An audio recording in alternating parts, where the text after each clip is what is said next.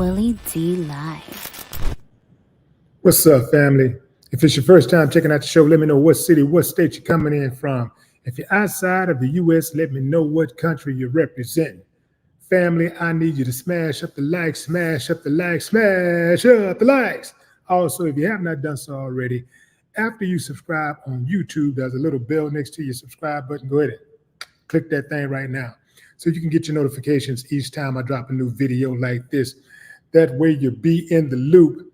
Family, make sure you click that link in the description and join the podcast. Join the audio podcast. Got some polls and some questions and other things going on in there, man. So make sure y'all are subscribed to the official Willie D Live podcast. That way you can get your podcast, get your information, your news and information on the go. I'm going to let a few hundred of y'all come in, then I'm going in. But in the meantime, in between time, I give a few shout outs.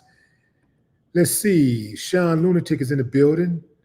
We got Fly Gaming in the building. T Will, what's up? Miss Jazzy, good afternoon. Don Philly, Mia Haley, what it do? What's up, Brownie Brown? What's up? I'm going in, fam. I'm going in. This is a story that actually caught my attention several weeks ago, but I had been putting it off because I actually was trying to get some other information and actually go a little bit even deeper than that. But I'm gonna give you what I got, fam. This is gonna break your heart right here, man. This is gonna break your heart.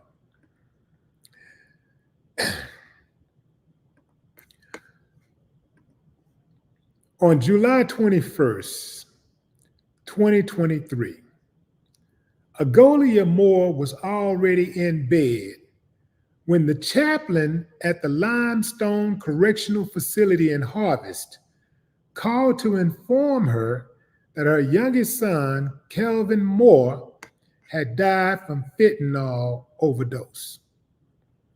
This is according to a new report from Anscape. Kelvin, who's seen here, was only 43 years old.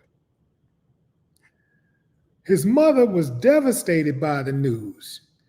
She had spoken with her son that evening and couldn't believe he died just 90 minutes after they'd gotten off the phone. Then the chaplain asked her a question that made her even more suspicious about her son's death. 6 days later, Kelvin's body was delivered to his hometown, which is about 350 miles from the prison, because he died while in custody. Follow me, fam. His body was first sent to the University of Alabama at Birmingham, which conducts autopsies for the Alabama Department of Corrections. But when Kelvin's body arrived in Mobile, the family's mortician discovered that someone had taken out most of his internal organs.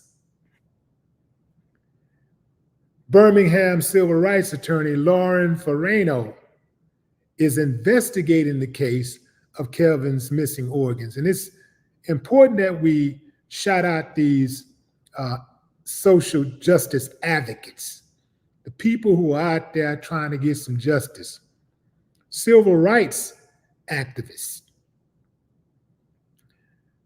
The controversy shook up the university.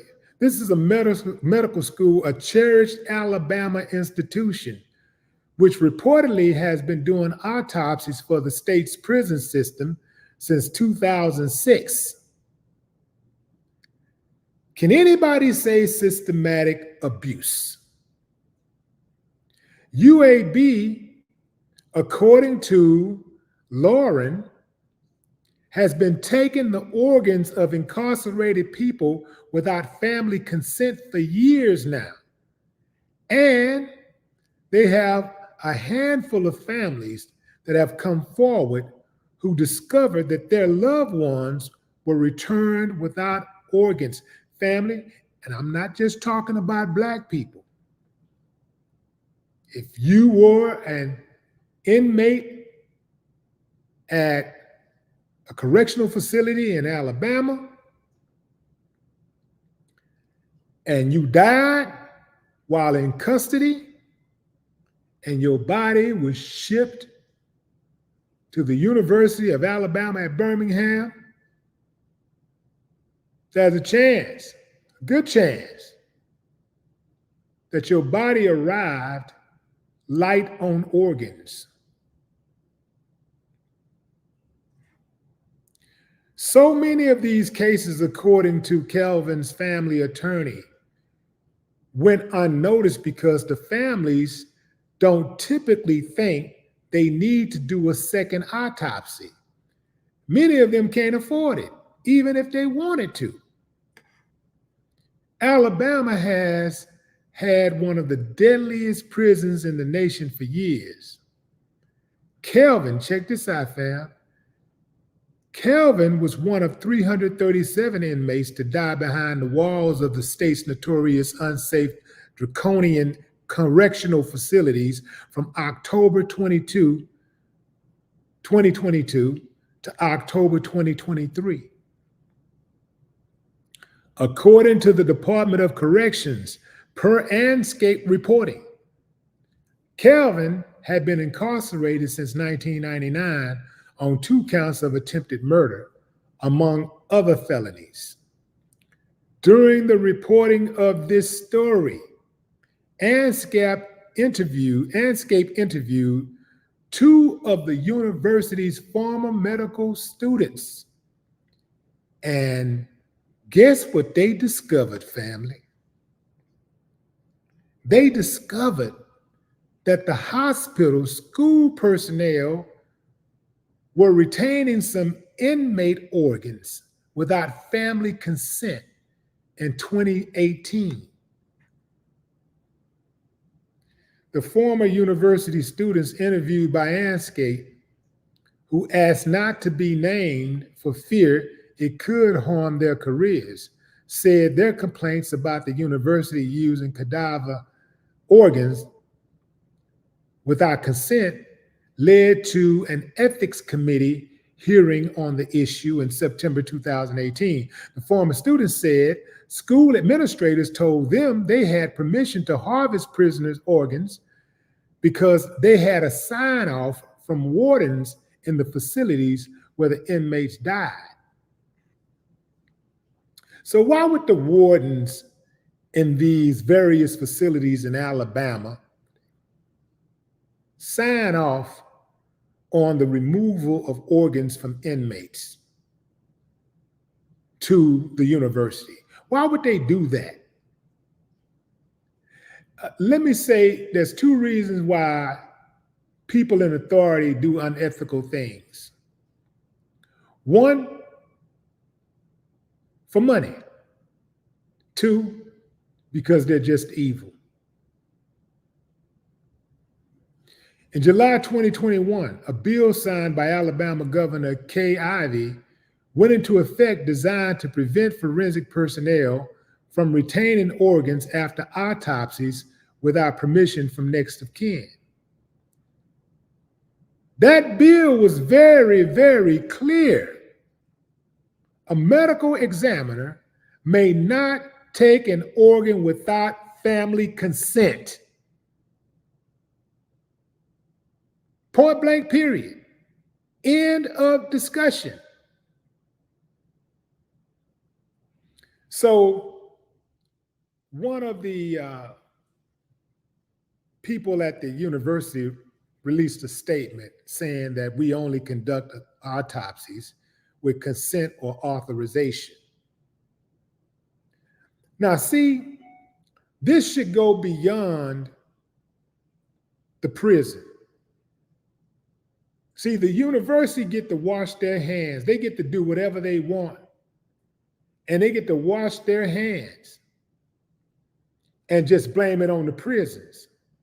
But the university should be held liable also, because that should be a universal law, period, that unless there's some special circumstances,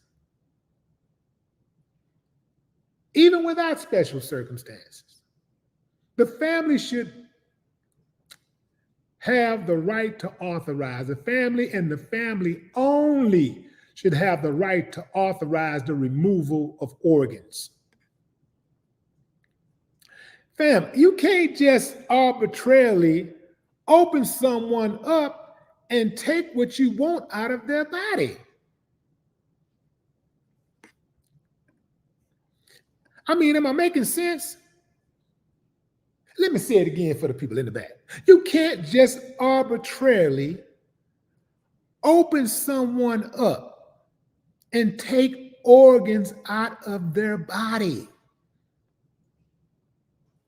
even if they're a convicted inmate, even if they're a convicted criminal, even if they killed somebody.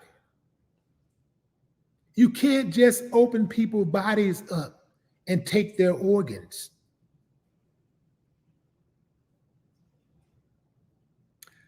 This is very, very suspicious behavior. And I will dare say that when things like this happen, invariably, somebody is getting paid. That's right, I said it. Invariably, somebody is getting paid. Why else would they do it? Oh, they just kicking it. They just trying different things. They just, having a little fun with some organs. They just doing a little operational procedures here and there, just to stay sharp. Come on, fam. Come on.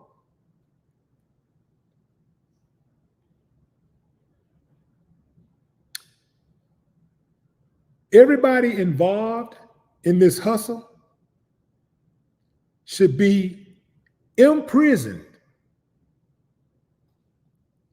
in the same conditions, at the same facility as each and every inmate who had their organs removed. And I'll take it even further.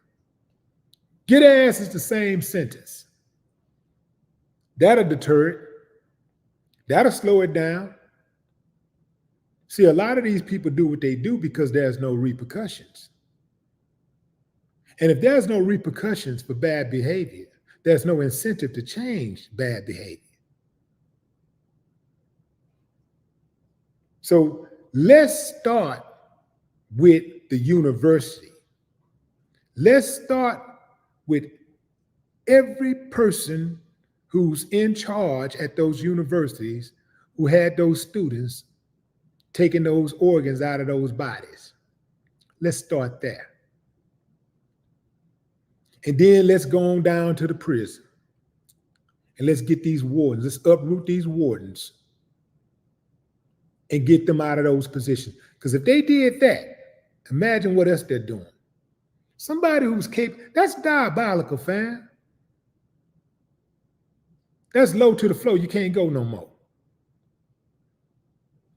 Authorizing the removal of organs from human beings' bodies without the permission of their loved ones, their family, that ain't right, man. That ain't right. And just because they the big bad University of Alabama at Birmingham don't mean they should get a pass. Just because they're over there making millions of dollars and money hand over fist don't mean they should get a pass. That means they should go to prison. That's what that means. This woman, first of all, had to bury her son. Can you imagine, those of us who have children, can you imagine talking to your child on the phone? Anywhere, whether they're in prison, whether they're at school, whether they riding down the street, whether they're sitting at home in the comfort of their home relaxing, whether they're at a concert or a game or a play or fishing. Can you imagine talking to your child and then 90 minutes later, you get a phone call saying that your child is dead when your child sounded completely healthy and your child died in a prison. Let me tell y'all something, fam. I got to call a strike, and a ball, a ball. Let me tell you something, fam. Organ harvesting of prisoners is a worldwide phenomenon. That's right, I said it. Organ harvesting of prisoners is a worldwide phenomenon. So none of us should be surprised. We've seen so much diabolical stuff happen in this country. We can start with slavery. We've seen, we ain't just talking about the incarceration of human beings. We're not just talking about humans being made to work for free. No, we don't. No, we're talking about the destruction of human beings and their culture and their language. We're talking about the theft. We're talking about rape. We're talking about brutally raping women, children, and men. Rape. We're talking about separating families, selling families, auctioning off human beings, sticking pliers in the mouth of human beings who refused to work another day or was too tired to work, too exhausted, decided that, I'm not going to do this anymore. I'm not going to even eat. I'd rather just die. So they decide, you know what? We're not going to just let you die. We're going to pluck your teeth out your mouth with pliers, and we're going to force a tube down your throat and feed you liquids. Stomping babies out of the bellies of their mothers, tying human beings' extremities to horses, hitting the horses and making the horses run in different directions. Oh, yeah. And we ain't gonna even start talking about what they did to the people in Hiroshima and Nagasaki. We ain't gonna talk about that. We're talking about the systematic destruction of people. Systematically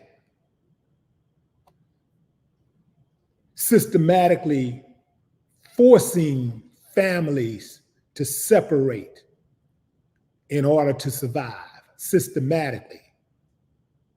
Knowing how important the father is in the home, telling a woman, if you want this food for yourself and your child, you're gonna have to get rid of the father.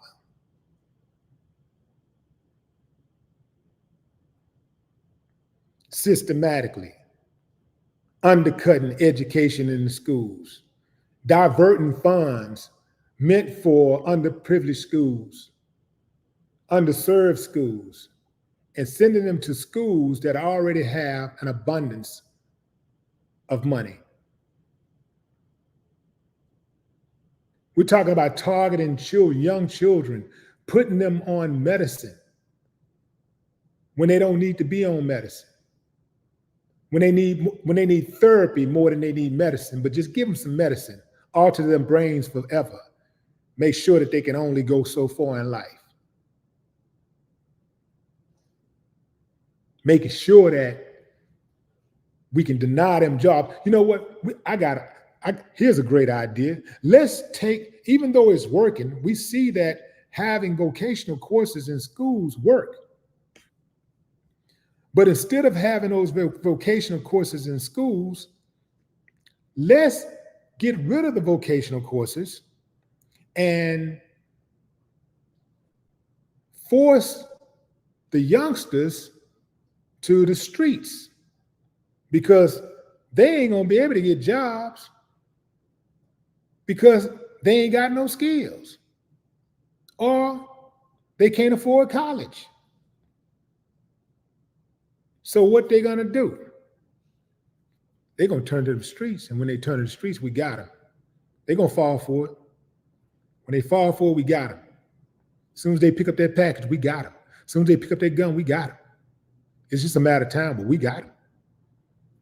Now we can put them in the system, put them in prison, make them work for free.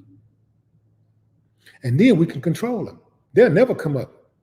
They'll never come up without their men. That ain't gonna happen.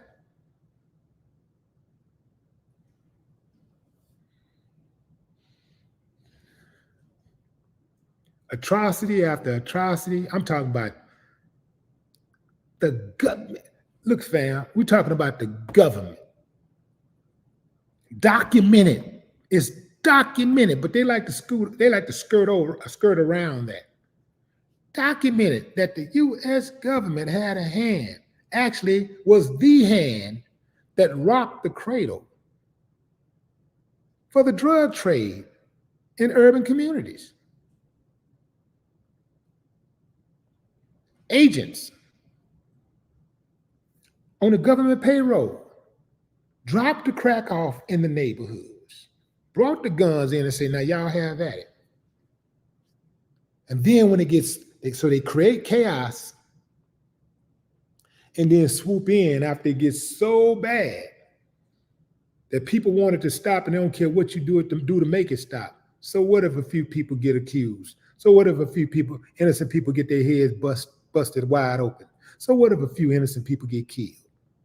Anything to stop it. And we fall for it hook, line, and sinker. So they create chaos, then swoop in and play the hero. That's the name of the game. It ain't just the crack cocaine. Name every single situation that has ever occurred in this country where there was chaos and there was mayhem, there was unrest. It was all self-inflicted by the government. Every single pandemic crisis, everything you can think of. They created the chaos, then swooped in to play the victim or play the hero. They create the chaos. None of this stuff is happenstance. None of it. It is all by design. Even the so-called gender war that's going on right now, especially between Black folks, it is all by design. Some of us who think we're the smartest people in the room are the dumbest because we falling for it hook, line, and sinker. We jump online every day and tear each other down. All day, every day.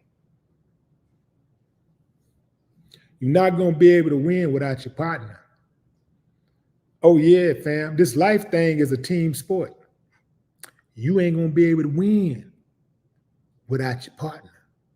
You ain't going to win without your teammates.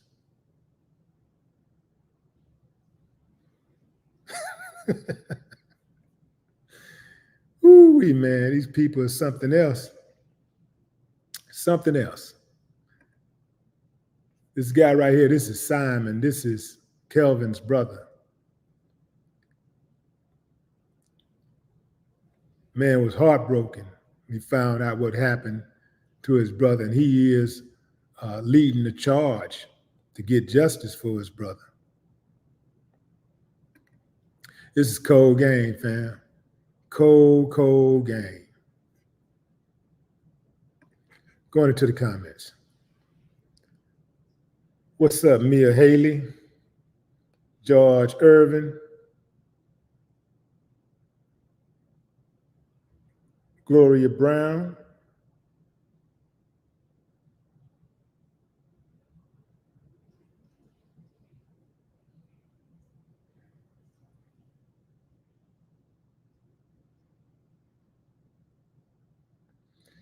Anthony Jr. said, I got a question.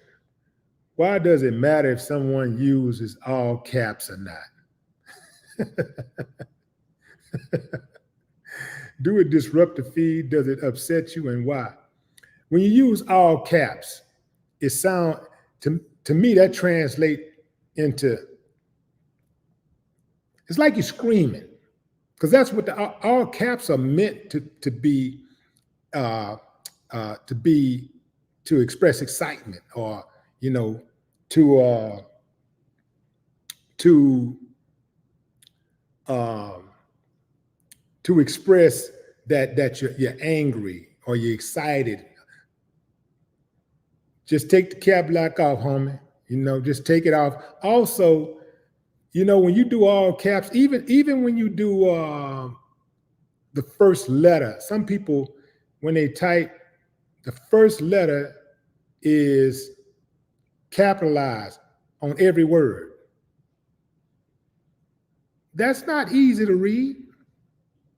Just like cap lock, it looked like it looked like a bunch of jumbled up words. It's easy to just read text like plain text. It is for me. I'm saying for me. Some people are cool with that. I'm not. Some people cool with it. I'm not. I'm the one over here reading the text. So, it would behoove you to make sure that the text was reader friendly for me. You feel what I'm saying? Because I'm the one over here reading it. Some people don't have a problem with that. And then there are some people who do have a problem with that, but they don't say anything. They just skip right over your comments.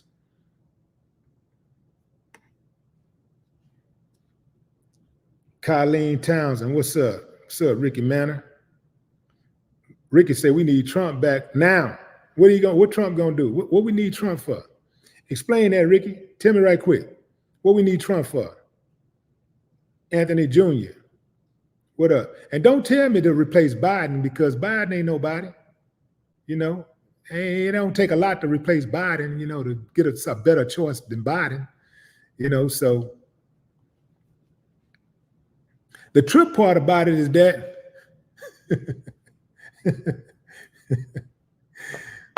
the more these options pop up, these optional candidates pop up, the more we realize how messed up the leadership is. These people messed up in the head, fam, for real. But it makes sense. If you look at all of our major institutions, it would make sense that the politicians are messed up in the head. Because all of these major institutions cannot operate without politicians' input. Every single one of these major institutions have to get a cosign by the politicians. Now you start getting into lobbyists. Yeah, fam. That brown paper bag money. Yeah. When you start thinking about the CDC and the FDA and all of these law enforcement, the corruption, when you start thinking about all of that, how you think they're able to get away with that? Politicians. Anybody that's out of pocket right now doing anything, the politicians are the ones who can make them pay. I don't care what these laws say or what kind of cops you have in your city. When them politicians say it's time to go, it's time to go. When they say we got to get you, we got to get them, they're going to get you. If you want to know, see, leadership starts at the top. So if you just, common sense just tell you, if you just think about how messed up things are, how paranoid everybody is, how on the fence, how on the fence everybody is, and how on the edge everyone is. Nobody feels safe. Politicians, family. Selling us out.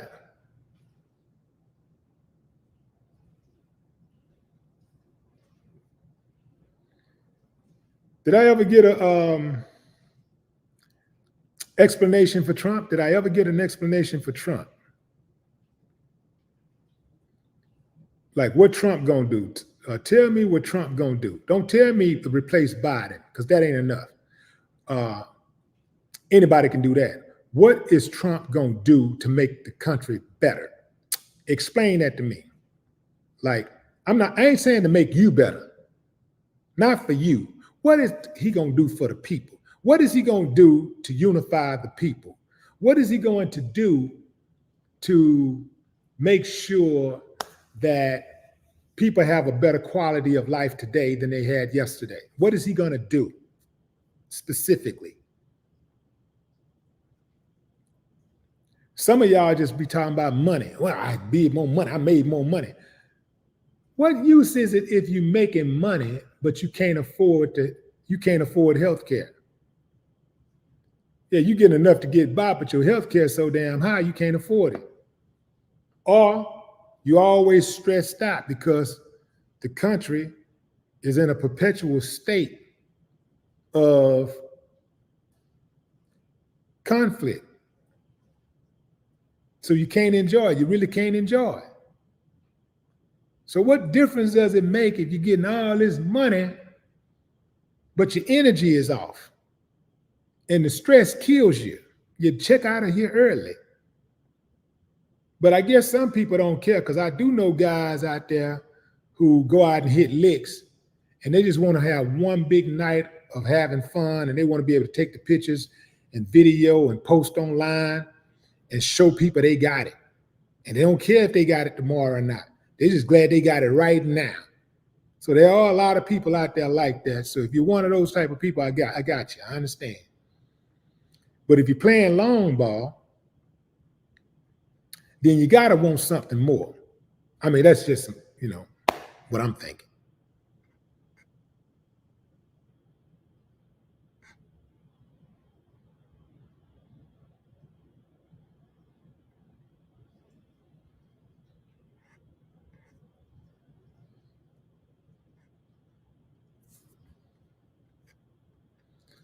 Yeah, I'm trying to see, how is Trump? What is Trump gonna do? Like, there's got to be better people who ain't been accused of rape. It's got to be some men out there, women out there who have not been accused of rape, raping several women, several people who have not robbed a school and left the students to hang and dry.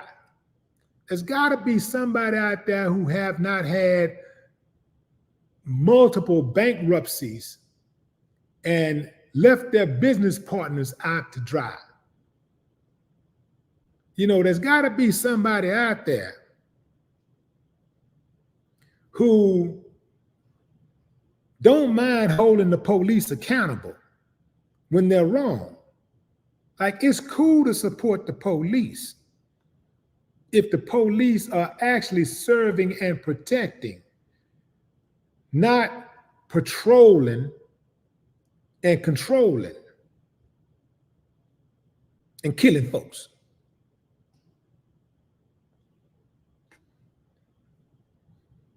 It's got to be somebody out there. Where are those people?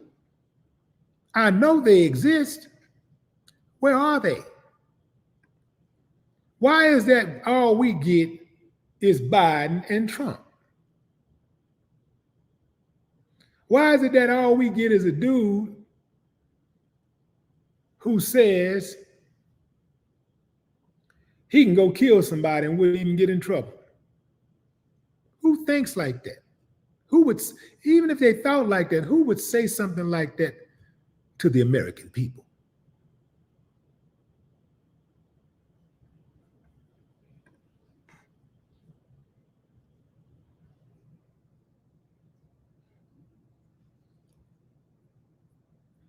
Rolane, what up?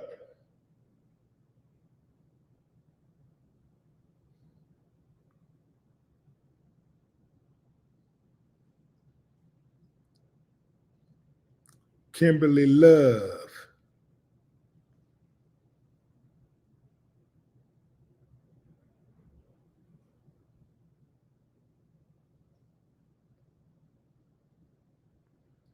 I'm with you, GQ Auto Sales. I'm with you on that. Anything short of reparations, kick rocks. Kick rocks barefooted. Kick rocks barefooted in a concrete plant with alcohol on your feet. Reparations. Reparations now. Reparations tomorrow. Reparations forever.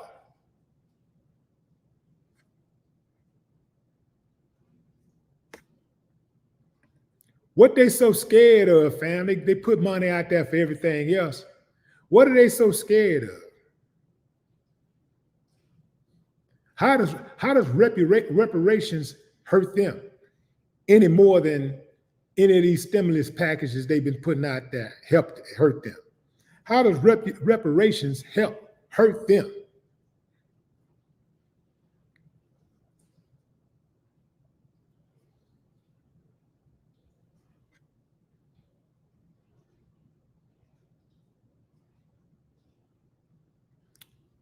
What up, Denise?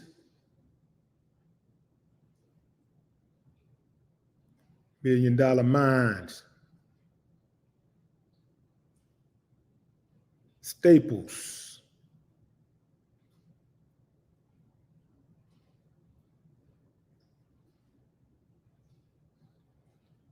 Endo, what up? What's up, Ashley?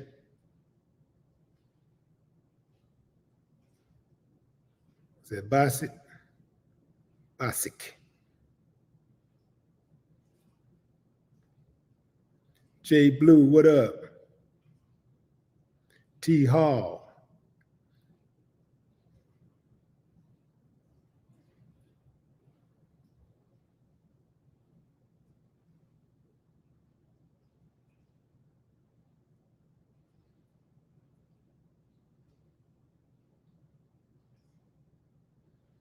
Sharon Williams. What's up, Sharon? You can say that again. We know what time it is.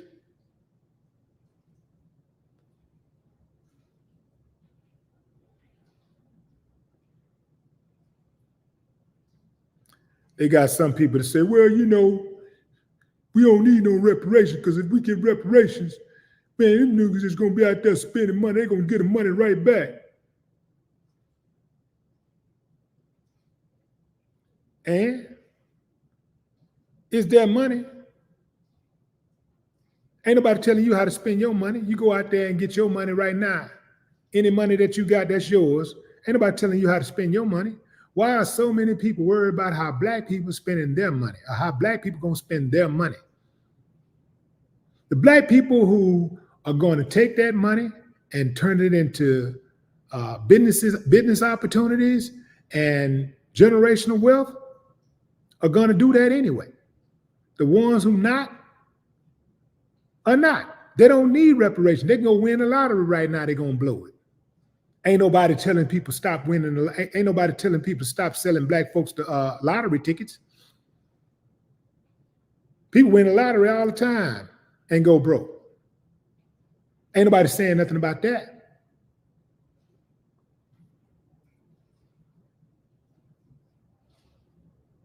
So what if somebody want to take their money and blow it? That's their money. Let them blow it. Let them do whatever they want to do with it.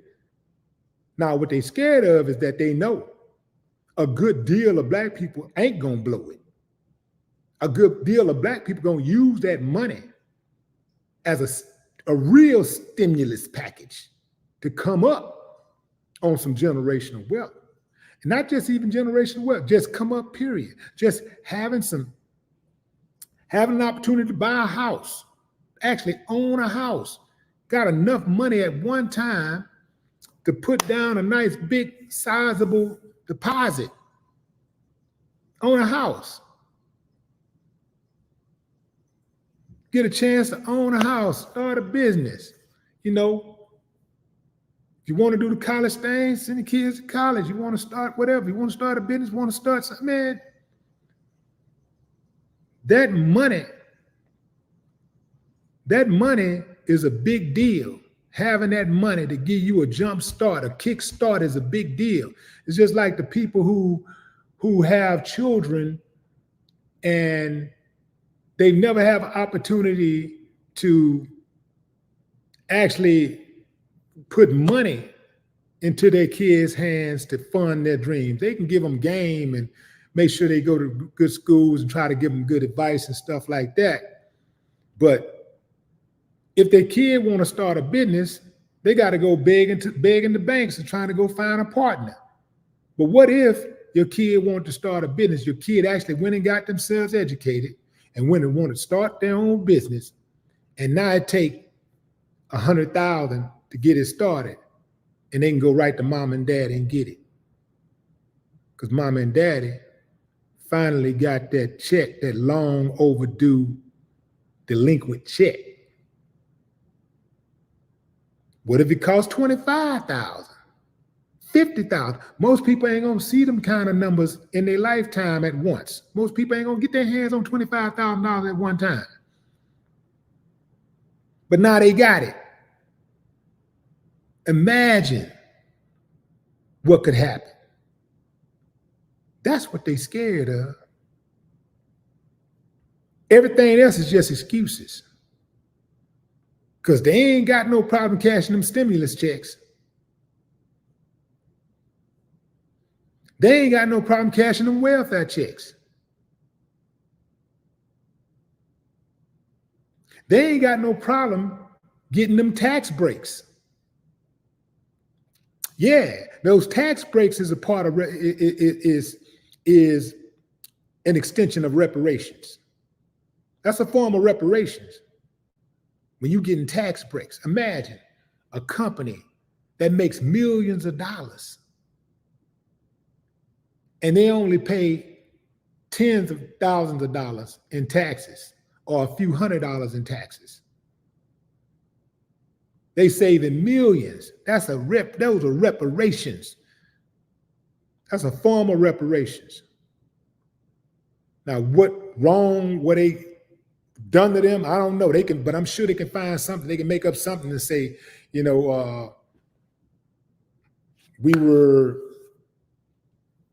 were put in an adverse environment for this factory that we built, and we were sold a false bill of goods and blah blah blah blah blah. You know how they do, fam. They come up with all kinds of stuff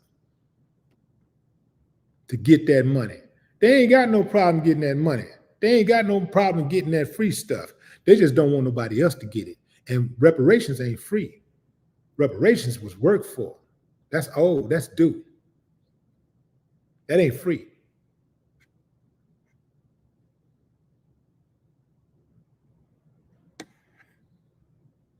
What's up, Daisy girl? Brian Bridges, what it do?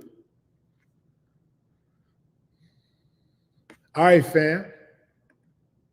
So let's take a quick poll. The University of Alabama at Birmingham is accused of removing organs from the bodies of dead inmates from correctional facilities throughout the state of Alabama. My question to you is, should they be held liable? And they're accused of removing these organs without the permission of the families. The question is, should they be held liable along with the prisons, the correctional facilities? Should the University of Alabama at Birmingham be held liable for the removal of those organs, for the unauthorized removal of those organs, along with various prison units throughout Alabama? Or should they get a pass? Thumbs up if you think they should be held accountable. If you believe they're just as liable as the prisons, give me a thumbs up. Thumbs down if you say, nah, man, they ain't got to give them a pass. Drop a comment, fam. I'd love to hear your thoughts. No more talk.